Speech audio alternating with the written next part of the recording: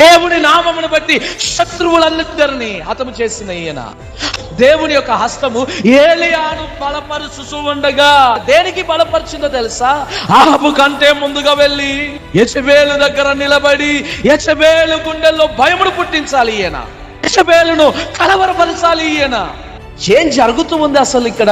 గుర్రముల కంటే రథముల కంటే వేగముగా పరిగెత్తగలిగిన అభిషేకం బలమును పొందుకున్న ఈయన వాటికంటే ముందుగా పరిగెత్తాట ఆ ఇంటి గుమ్మం దగ్గర నిలబడ్డాడు. ఆ యెజబేలు గుండెల్లో భయాన్ని పుట్టించాలని దేవుని హస్తమే నిన్ను ప్రేరేపించినా ఆగిపోయావే. ఒక గొప్ప ప్రార్థన పరుడు, ఒక విశ్వాస వీరుడు, దేవుని హస్తమే ఆయనకు తోడుగా ఉండి బలపరచబడిన ఈయన ఓటమికి కారణం.